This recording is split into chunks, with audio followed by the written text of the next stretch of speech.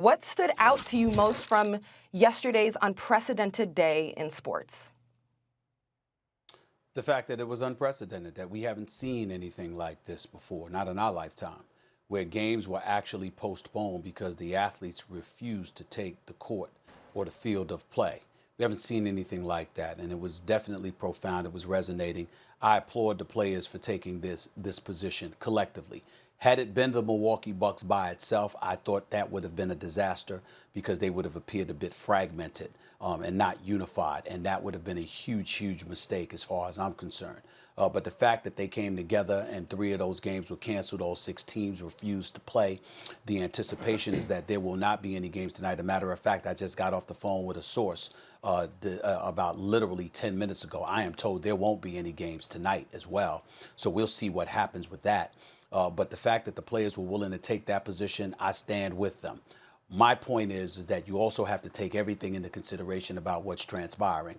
And we have to remind the audience out there why the players elected to take this position. It's not just that Jacob Blake got shot in the back 7 times. It's not just that Walter Scott got shot in the back 8 times. It's not just that George Floyd had a knee on his neck for 8 minutes and 46 seconds. In the last 2.5 minutes, he was non-responsive. It's not because of just things like that, even though they're fatal and egregious and disgusting, and we get that. It's also a level of exhaustion that is kicked in when it comes to African Americans, in particular African American men, because of the kind of things that we've seen transpire and the target that appears to be on our backs. And the fact that white America has stood idly by and has not put forth a concerted effort nearly as soon as they should have to address this situation and alleviate these concerns. Instead, black men in particular have been demonized. We've been stereotyped. It's literally to a point where we've been treated like animals in the eyes of a lot of black folks throughout this nation, if not all of us.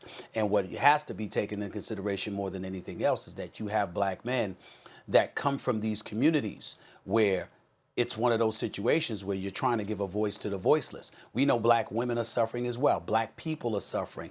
And most folks don't have a voice. And so as a result, they reach out to those from the black community who do.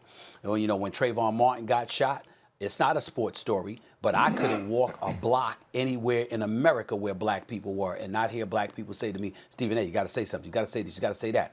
Well, imagine what the players are having to be subjected to and what they're having to go through. So this level of exhaustion, this level of frustration, the fact that we repeatedly find ourselves encountering these challenges have elevated a level of frustration, of ire, of disgust, and basically being fed up and saying, it's not going to happen anymore. We're not going to take it anymore. And it's almost to the point where it's like the players are saying, if we got to go down, y'all are coming down with us. Y'all are going, as a saying that I use sometimes, I will not go to hell alone. Nobody's going to sit up there causing me hell while living the high life, acting like things are so heavenly. The players are saying, the hell with that. We have to endure this. We have to feel this pinch. The culprits, whoever they may be, are going to feel this as well, come hell or high water. That's what's going on right now, and that's why you're seeing them take the positions that they're taking. And that's why nobody from the black community can even blame them. My thoughts when I heard that the Bucks weren't going to play last night went right to the 1968 Olympics. Tommy Smith and John Carlos, Stephen A. Against the backdrop of Vietnam. They gave a black power salute at the Olympics. And when you analyze that time in history, Muhammad Ali first changing his name from Cassius Clay to Cassius X because he didn't want to keep his slave name. He converted to Islam, took the name Muhammad Ali. This all happened between Ali won the title in 1964 and announced that he had renounced his legal name right after he won the title against Sonny Liston in 64, and Tommy Smith and John Carlos was 1968, and this happened against the backdrop of civil unrest. And largely a symptom of that was, or a cause of that, was the Vietnam War. And here we have a pandemic as a backdrop. And the reason my mind went right there was that was, to me, the last real inflection point where sports was the inflection point in a pivotal moment of American cultural history. And here we are now. And what makes all of this feel scarier to people of goodwill and socially conscious people is the original civil rights movement of the 1960s and the countercultural revolution, took place after the post-war boom, Second World War post-war boom, after the Eisenhower years and everything. And then we get to the 1960s, and while things were really good for some people, they still hadn't changed a whole lot, certainly not fast enough for others. Of course, I'm talking about African American people. And what's scarier about this now is this is a revanchist impulse in the entrenched white power base in this country. What do I mean by revanchist? It means they want to take back what they feel they've lost.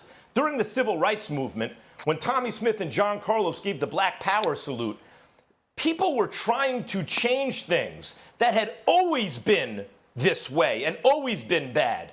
And it seemed as though, I think there's been real change since the 1960s, but certainly on the surface, it seemed as though, and certainly the white mainstream wanted everyone to play nice, as though things really had changed. And in the last 4 years, there's been this revanchist impulse you've seen and tendency you've seen to take it back. So to have this kind of show of defiance and protest from athletes, just as it was in the 60s, only this time, it's not just about we need things to get better, but it's in the face of a group of people who would make it worse. To take back any gains that have been made in the last several decades makes it all the more important now. And I think it's pretty clear that since the civil rights movement, there has not been a social movement in this country more important than what we're seeing now,